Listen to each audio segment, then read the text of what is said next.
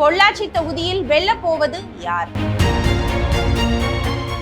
தமிழகத்தோட தென்னை நகரம் அப்படின்னு அழைக்கப்படுறது கோவை மாவட்டத்துல இருக்கிற பொள்ளாச்சி தொகுதி. தென்னிந்தியாவோட மிகப்பெரிய கால்நடை சந்தை, தென்னை நார், தேங்காய், இளநீர் ஏற்றுமதியில இந்திய அளவுல முக்கிய இடம் பெற்றுள்ளது இந்த தொகுதி தான். மேற்கு தொடர்ச்சி மலை அடிவாரத்துல ஆழியாறு அணை, பசுமை நிறைந்த வயல்வெளிகள், தென்னந்தோப்புகள் நிறைந்து காணப்படுறதால இங்க தமிழ், மலையாளம், தெலுங்கு உள்ளிட்ட பல மொழி படங்களோட படப்பிடிப்பு நடக்குது. இதனால சின்ன கோடம்பாக்கம் அப்படின்னு இந்த பொள்ளாச்சி தொகுதி அன்பா அழைக்கப்படுது. பொள்ளாச்சி 1952ல இருந்தே சட்டப்பேரவை தொகுதியா இருந்து வருது. இதுவரைக்கும் 16 சட்டப்பேரவை தேர்தல்களை இந்த தொகுதி சந்திச்சிருக்கு. 1000 ஆண்டுகள் பழமையான சுப்பிரமணியர் கோயில், 300 ஆண்டுகள் பழமையான பொள்ளாச்சி மாரியம்மன், சூலக்கல் மாரியம்மன் கோயில்கள் இங்க பிரசித்தி பெற்றதா இருக்குது. அனுப்பர்பாளையம், சிக்கராயபுரம், சின்ன நெகமம், தேவம்பெட்டி, குள்ளக்காபாளையம், மண்ணூர், நல்லூத்துக்குழி, என் சந்திராபுரம், புரவிபாளையம், புளியம்பட்டி, ராமப்பட்டினம், ராசக்காபாளையம், ஆர் பொன்னாபுரம், தாளக்கரை, திம்மங்குத்து, வடக்கிபாளையம், பணப்பட்டி, மேட்டுப்பாவி, ஜமீன்முத்தூர் மற்றும் சேர்வைக்காரன் பாளையம் அப்படின்னு அதிக கிராமங்களை கொண்ட இந்த தொகுதியில பொள்ளாச்சி நகராட்சியோட 36 வார்டுகளும், பெரிய நகமம், ஆச்சிப்பட்டின்னு நகர்ப்புற பகுதிகளும், அதோட கிணத்துக்கடவு ஒன்றியத்தோட ஒரு பகுதியும் இடம்பெற்றிருக்கு. கொங்கு வேளாளர், செட்டியார், அருந்ததியர் மட்டுமில்லாம பல்வேறு சமூகத்தினரும் கணிசமா இந்த தொகுதியில வசிக்கிறாங்க. பொள்ளாச்சி தொகுதியில அதிமுக 10 முறை வெற்றியும் பெற்றிருக்காங்க.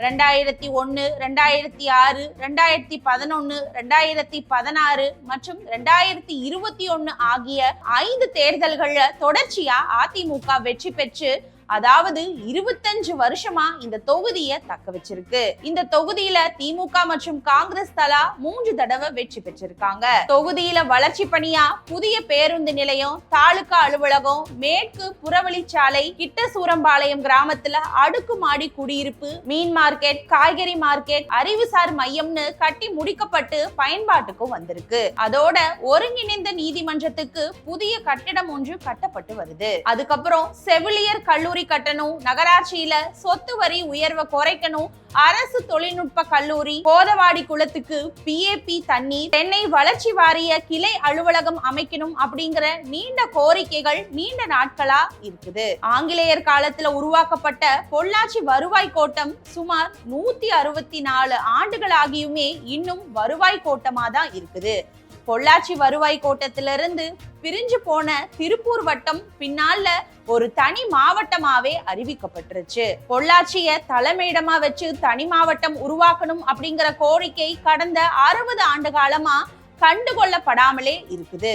அதிமுக சார்பில் பொள்ளாச்சி ஜெயராமன், திமுக கூட்டணியில கோமாதேக வேட்பாளர் நித்யானந்தன், நாம் தமிழர் கட்சியோட வேட்பாளர் RNS செந்தில்குமார், தாவேகா சார்பில் G ராமநாதன் மற்றும் சுயேட்சைகள் இங்க களம் காண்றாங்க.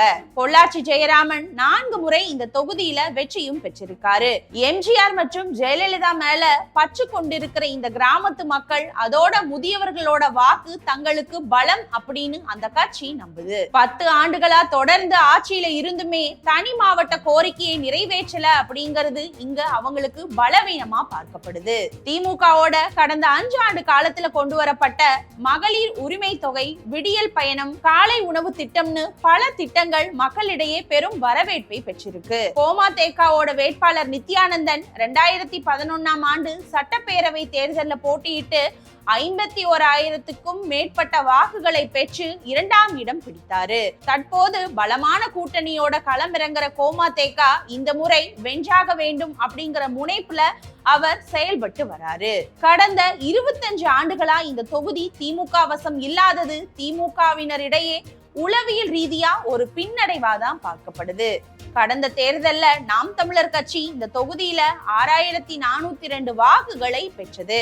அதோட தாவேகா வேட்பாளர் ராமநாதன் அந்த கட்சியோட தலைவர் விஜயோட செல்வாக்கும் இளம் தலைமுறை வாக்காளர்களோட வாக்கும் தன்னை கரை சேர்க்கும் அப்படின்னு முழுமையா நம்புறாரு. பொறுத்திருந்து பார்ப்போம்.